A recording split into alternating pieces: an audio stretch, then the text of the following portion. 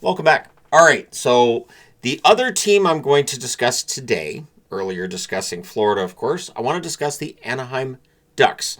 The Anaheim Ducks find themselves in a position they haven't been in a long time. They are a team that is likely to make the playoffs. They are seen as a team that could be buyers at the deadline, at the very least on some level. And I think Pat Verbeek deserves a lot of credit for that as general manager. I've liked the moves he's made, even when they haven't necessarily translated to results in previous seasons. And now we're seeing those. And Joel Quenneville, as coach, has done a good job with a team that is young, a team that is still learning, and a team that could be very dangerous over the next few years in the West. This is a team that have built themselves up slowly, and now we're seeing what they can do. They are 30, 23, and 3. That's 63 points. There will be those who point out that it's a little easier to make the playoffs in the West this year than in the East, but either way, a playoff appearance is a playoff appearance. The Athletic gives them 79% odds of making the playoffs. So those are very strong odds. Their Stanley Cup odds, not as much, less than 1%. So not seen as a Stanley Cup favorite by any stretch.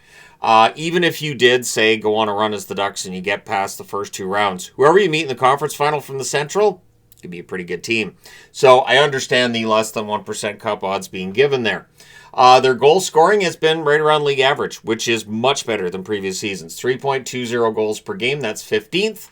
Goals against per game, 3.48, which is 29th. That is problematic. It is a combination of inexperience, and at times the goaltending has let them down. Their power play is still in the bottom half at 17.9%, I should say. They are 24th in the National Hockey League. Their penalty kill also in the bottom half. So that's something that they will continue to try to improve. They're 22nd on the penalty kill with a 78.1% ranking. Or rating, I should say. Their hits per 60 minutes, not bad. 20.88 hits per 60 minutes. That's 11th overall. Their block shots also, not too bad. 14.82 block shots per 60 minutes. That is 12th overall in the National Hockey League. Do they take penalties? Yes. 9 minutes and 37 seconds on average per game. That's 8th. I'm still really surprised, and this is because I'm old, at the number of teams that get less than 10 minutes of penalties per game. The league has very much changed over my lifetime. Penalties drawn, 211. Penalties taken, 217. So they don't take or draw that many penalties, but they are still in the top 10 in the National Hockey League in terms of penalty minutes. Through 56 games in previous seasons, it was a very different picture. Last year, they were 25, 24, and 7, so one game above NHL 500. This year, of course, there's 7 games above NHL 500, so that would be 57 points. Let me just go ahead and put in the point totals. All right, that's better. So they had 57 points at this time last year. Of course, now they have 63. The previous season, 20, 34, and 2 was their record, 42 points. So not a great record there. They're 21 points ahead of that number. In 2022-2023, another rough season, 17, 33, and 6, 40 points at this point that year. 2021-2022, they actually had a pretty good record at this stage of the season. 26, 21, and 9, 61 points. Obviously didn't make the playoffs. They haven't made the playoffs since 2018. So it's been a while since the Anaheim Ducks were in the playoffs. Their only Stanley Cup, of course, is in 2007. Not winning another Stanley Cup. When you look back at that team, and especially the blue line they had with Niedermeyer and Pronger, it is a bit of a surprise that they didn't win another Stanley Cup, but it is very difficult to win more than one Stanley Cup, much less win that first Stanley Cup. There are plenty of teams I will talk about when we get through this playlist who do not have a Stanley Cup at this point in time, and in some cases, you don't know if they're ever going to win a Stanley Cup. So leading the way in scoring is Cutter Gauthier. He has been very good for the Anaheim Ducks. 55 games, 25 goals, 24 assists, 49 points. And I feel like the moves between Anaheim and Philadelphia have benefited the players going to Anaheim as well as the players going to Philadelphia. Leo Carlsson, 44 games, 18 goals, 26 assists, 44 points, currently injured. I do have him as the prominent injury for this team. He got off to a roaring start, slowed down, and now he's on the injured list. So be looking to get back to where he was early in the season when he returns. Beckett Seneca, though, has stolen some of that thunder, and there is some, at least, consideration for where he might stand In the Calder voting at the end of the season, 56 games, 18 goals, 26 assists, 44 points. So same points totals, same numbers as Leo Carlsson, just more games played. Troy Terry, 45 games played, 13 goals, 31 assists, also 44 points. So a lot of guys tied with 44 points there. Jackson Lacombe, 56 games, 6 goals, 31 assists, 37 points. Remember when he signed that extension that carried a cap hit of $9 million a year? I looked at that and said, that's fine. That makes total sense. Now he's been named to Team USA. I think he's having a very strong season. And on the Olympic stage, I do expect people to realize he's a very good defenseman. Pat Verbeek knew what he was doing signing him to that extension. I do understand the complaints about Lane Hudson not going to the Olympics. I'm not saying I would have picked him over Hudson, just he's a good pick for the Olympics. Kreider, 50 games, 19 goals, 11 assists, 30 points. Looks like he's enjoying himself in Anaheim. McTavish, 51 games, 13 goals, 17 assists, 30 points. I honestly think McTavish has been better than his points this year. Just one man's opinion, but I do. I think he's had a good year. Granlund, 38 games, 12 goals, 15 assists, 27 points. One of the veterans up front, necessary, has missed some games with injury. And Trouba has rejuvenated his career in Anaheim. 55 games, 9 goals, 16 assists, 25 points. Paling, 49 games, 5 goals, 17 assists, 22 points, rounds out the top 10. So for every team, I'm going to do the top 10 scorers. And we'll talk about the goaltenders, and it's got to be somebody who has played more than a couple of games. So there is one goaltender who played for them that I did not include on this list. But Dostal clearly leads the way. 21-13-2 record, .897 save percentage. Very close to that first shutout for Anaheim. I don't think they've had a shutout in, I think it's 136 games, 135, 136 games. Ville Husso, 6-5-1, 8-8-2 save, 882 save percentage, I should say. Mrazek, 3-5 with an 858 save percentage. Dostal's been good. The other goaltenders, it's been a mixed bag. And so one thing to keep in mind with the Anaheim Ducks is they may need to look at an upgrade with their backup goaltender. Probably not going to happen this season, but probably in the offseason you'd be looking at that. Somebody you compare with Dostal who's going to be able to play 25 to 30 games, maybe even as many as 35 if you want to keep Dostal rested for playoffs. But yeah, that's the stage we're at now, is the Anaheim Ducks probably just shoring things up a bit in the offseason, not needing to do anything dramatic. They're already a good team. As I said, the prominent injury being Leo Carlsson. I think he was playing hurt before he was out injured. Carlsson just seemed to lose that energy he had early in the season. So hopefully he can find that again, because I really do like Leo Carlsson's game a lot. Their pending unrestricted free agent list. Nobody major here in terms of the future. But current players, Paling, Johnston, Harkins, they just picked up VL. VL's on an expiring contract. Trouba's one that I think is going to re-up. I'd be very surprised if Jacob Trouba doesn't retire as an Anaheim Duck. I think he's enjoying himself. Again, I think has rejuvenated his career.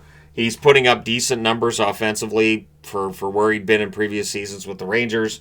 Radko Gudas, I know there's complaints people have about Gudas being the captain of Anaheim.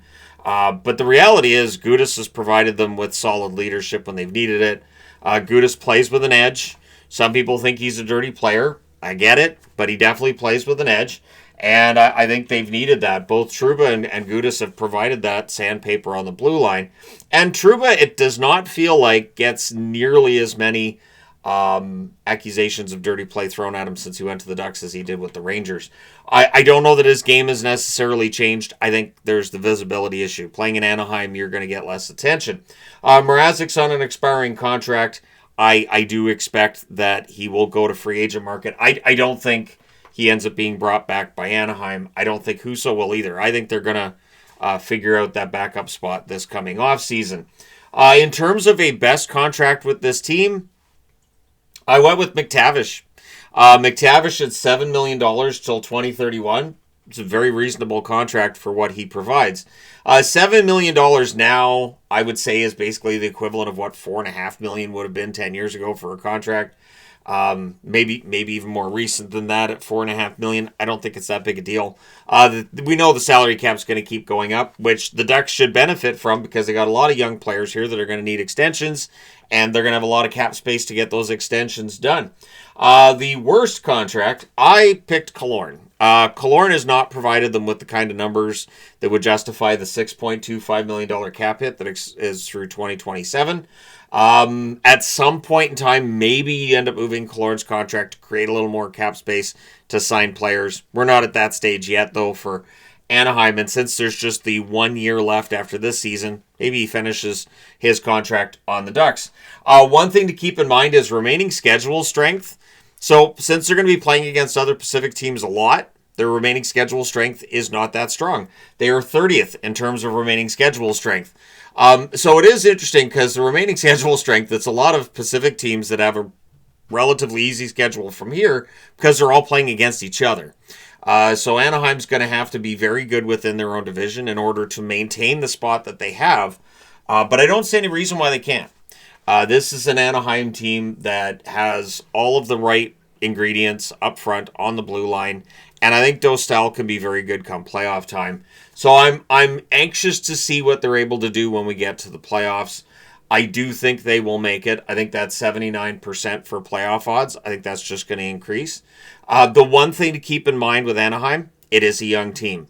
And so those losing streaks can add up quickly.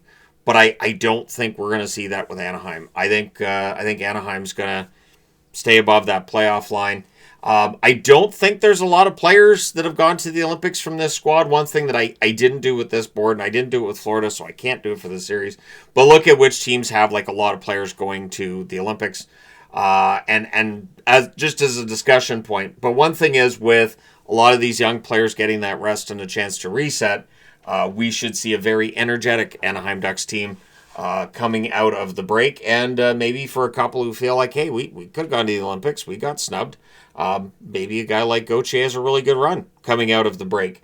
Maybe Seneca has a really good run coming out of the break. These are the guys who are the future, and the future looks really bright with the Anaheim Ducks. So while there's always the debate about whether or not they should go back to their original Ducks logo or keep what they have, or go with the orange jersey, go with the old look. I went with this look because it feels like San Jose and Minnesota brought their jerseys from that era back. Anaheim's got to be next, right? At any rate, that's where the Ducks are at. Likely a playoff team for the first time since 2018. And unlike 2018, I don't really hate them anymore. So that does change. Definitely when people from the team are kind of bribing you a little bit with gifts and jerseys and whatnot, it does change. And also, when you spend time around the team and you talk to people around the team and realize they're good people, it definitely makes a difference. And having been down to Anaheim and being to some games, it's nice to see now that Honda Center is going to be full, and it's going to be full of Ducks fans because the Ducks are doing well. So that's good news. It's nice to see, and we'll see how far they can take it. So I guess the question then becomes, if the Ducks do make the playoffs, is it going to be a first round and out because of inexperience, or could they catch the team off guard in that first round and maybe be a little more dangerous than people might expect? Let me know your thoughts in the comment section below as always. Hit like and subscribe in the event you may not have done so already. Thank you guys so much for all your support. It's greatly appreciated. I will talk to you again soon.